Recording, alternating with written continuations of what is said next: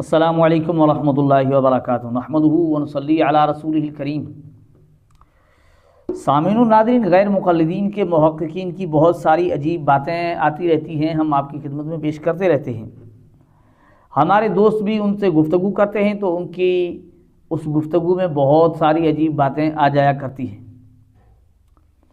ویسے بھی ان کی ویڈیوز آپ دیکھیں گے تو عجیب باتیں ان کی ہیں، اپنی ہی باتوں کے خلاف وہ بولتے رہتے ہیں، اور بہت ساری باتوں میں دعوے جو ہوتے ہیں وہ اپنے دعوے پر قائم نہیں رہتے، دعوے کے مطابق ان کے پاس دلیل نہیں ہے، اور قرآن و حدیث کا دعویٰ کرتے رہتے ہیں، لیکن قرآن و حدیث بہت ساری جگہ پیش نہیں کرتے، مطالبے کے باوجود قرآن و حدیث نہیں بتاتے، اور ضعیف احادیث کو چھوڑنے کی بات کرتے ہیں، خود ضعیف احادیث پر عمل کر رہے ہوتے ہیں۔ اس طرح کی بہت ساری باتیں ہیں۔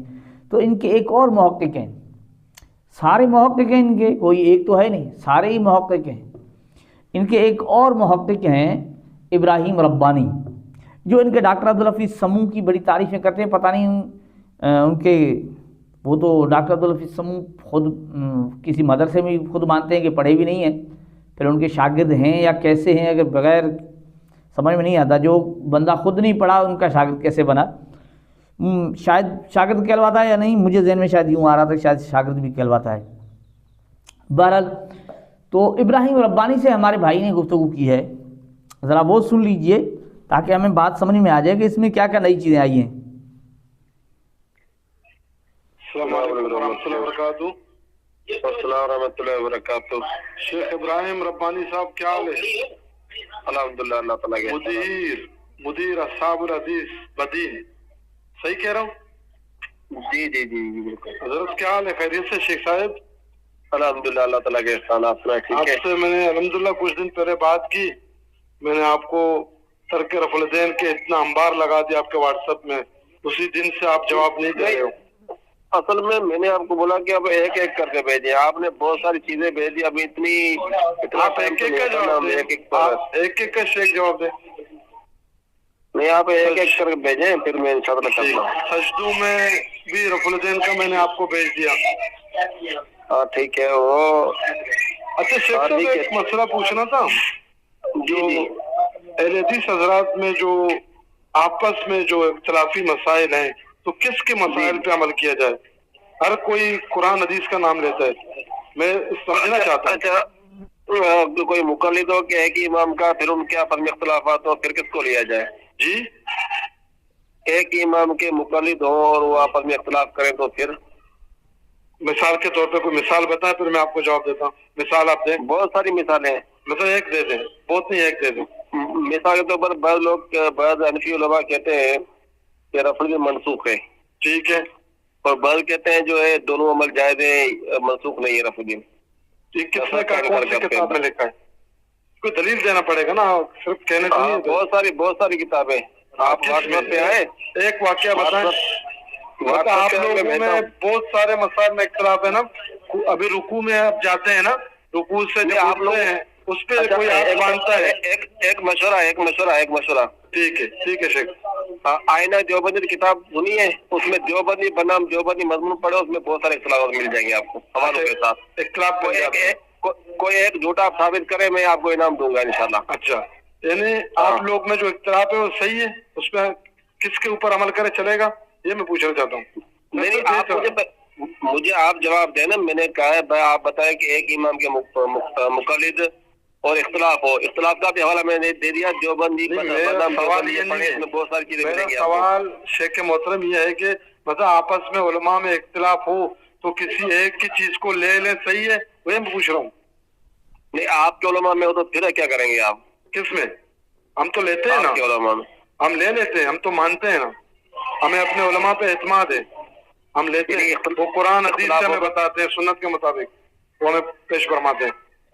بس یہی جواب ہے میرا بھی، آپ کا یہی جواب ہے کے قریب ہو۔ ناظرین اکرام، پہلی بات کہ انہوں نے کہا کہ میں نے آپ سے گفتگو پہلے کی تھی اور پھر میں نے آپ کو ترک رفع الیدین کے دلائل کا انبار لگا دیا، بھیج دیا آپ کو۔ سامنے وہ کیا کہتے ہیں ابراہیم ربانی کہ آپ نے بہت ساری چیزیں بھیج دیں۔ یہ وہی لوگ ہیں جو کبھی کہا کرتے ہیں کہ ترک رفع الیدین کی کوئی دلیل ہے ہی نہیں، ابھی وہ خود مان رہے ہیں آپ نے بہت ساری چیزیں بھیج دی، بہت ساری چیزیں۔ بھائی جو آپ کہتے ہو کوئی ایک حدیث ہی نہیں ہے، سر پر قرآن رکھتے ہو، جھوٹ بولتے ہو، قسمیں کھاتے ہو، لوگوں کو دھوکہ دیتے ہو، آج خود کہہ رہے ہو بہت ساری چیزیں بھیج دی۔ یعنی خود آپ مان رہے ہیں کہ ترک رفع الیدین کے سلسلے میں بہت ساری چیزیں ایک عام بندے نے آپ کو بھیج دی جن کا آپ کے پاس جواب نہیں، اور وہ کہہ رہے ہیں کہ آپ ایک ایک کر کے بھیجتے۔ بھائی ایک ایک کیا، آپ ایک ایک کے جواب دیتے آئیں، آپ ایک ایک کے جواب دیتے آئیں نا۔ لیکن اتنا غیر مقلد نے مان لیا کہ بہت ساری چیزیں ترک رفع الیدین کے سلسلے میں کسی حنفی نے انہیں بھیج دی ہیں جو ان سے گفتگو کر رہا ہے۔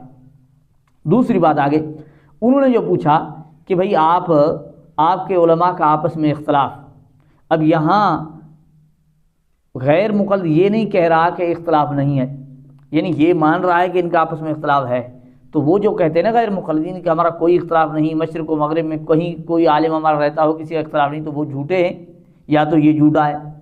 یعنی یہ اس چیز کو مان رہا ہے کہ اختلاف تو ہے، لیکن مثال دی کہ آپ کا اختلاف، آگے وہ پوچھنے والے بھی بڑے مزے سے پوچھا کہ ہم تو اپنے علماء پر اعتماد رکھتے ہیں، ہم تو اپنے علماء پر اعتماد رکھتے ہیں کہ بھئی جس پر اعتماد ہے کہ بھئی ہمارا یہ عالم، یہ یعنی دین کا سمجھنے والا یہ درست ہے، اس کی بات جو ہمیں بتاتا ہے صحیح ہے، ہمیں اعتماد ہے، اس اعتماد کی بنیاد پر ہم اس کی بات کو لے لیتے ہیں۔ آپ تو کہتے ہیں بس میرا یہ جواب ہے کہ جو سنت کے مطابق ہو۔ اب عام بندے بیچاری کو کیا پتہ کون سنت کے مطابق ہے؟ مسائل میں الجھے ہوئے جو الجھے ہوئے مسائل ہیں ان میں آپس میں اختلاف ہو جاتا ہے علماء کا، اب عام بندہ بیچارہ کیسے فیصلہ کر سکتا ہے کہ ان میں سے کون سنت؟ اگر یہ خود اس کو پتہ ہے کہ یہ مسئلہ فلاں مسئلہ سنت کے مطابق ہے یا نہیں، تو پھر اسے پوچھنے کی کیا ضرورت ہے؟ وہ تو خود عالم ہے، اسے خود علم ہے، پھر کسی مولوی کی بات ماننے کی ضرورت ہی نہیں ہے جب یہ خود جانتا ہے کہ فلاں مسئلہ یہ مسئلہ سنت کے مطابق ہے، یہ سنت کے خلاف ہے، پھر تو کسی سے پوچھنے کی ضرورت نہیں۔ اب دیکھیں غیر مقلد کا دماغ کیسی عجیب سوچ ہے۔ تو اس طرح کی بہت ساری عجیب باتیں ان کی آتی رہتی ہیں۔ اب یہاں اس کو یہ کہنا یعنی مشکل ہو گیا اس کے لیے کہ اس کی بات مان لے یا اس امام کی تقلید کر لے، یہ اس کو کہنا نہیں آتا۔ کیوں؟ بس یہ کہنا ہے کہ ہم اس کی مانتے ہیں جو سنت کے مطابق ہے یا سنت کے زیادہ قریب ہے۔ بھئی سنت کے زیادہ قریب آپ کو کیسے پتہ چلے گا؟ جو بیچارہ سمجھتا ہی نہیں ہے، ان پڑھ ہے، اسے علم ہی نہیں ہے، پتہ ہی نہیں ہے، وہ کیسے جان سکتا ہے کہ فلاں مولوی سنت کے اس کا مسئلہ سنت کے زیادہ قریب ہے؟ یہ تو بتا ہی نہیں سکتا۔ تو ناظرین یہ ہیں غیر مقلدین، اس طرح کے دھوکے۔ اب بات یہاں ختم ہو جاتی ہے کہ کسی نہ کسی طرح کسی کی پیروی کرنی پڑتی ہے، تقلید کرنی پڑتی ہے، یہ بات نہیں ماننی ہوتی، پھر یہ طریقہ بنا لیتے ہیں جو سنت کے زیادہ قریب ہے۔ ایک بات بنا ہے کہ آپ کسی عام بندے سے پوچھ لیں مسئلہ، پھر اسے پتہ چلے گا کہ سنت کے مطابق ہے یا مسئلہ، وہ اس سے بیچارے کیا پتہ کہ کیا چیز سنت ہے کیا مسئلہ ہے۔ تو اس طرح سے دھوکہ دیتے ہیں غیر مقلدین۔ اللہ جل جلالہ ہمیں غیر مقلدین کی حقیقت کو سمجھنے کی توفیق عطا فرمائے۔ السلام علیکم ورحمۃ اللہ وبرکاتہ۔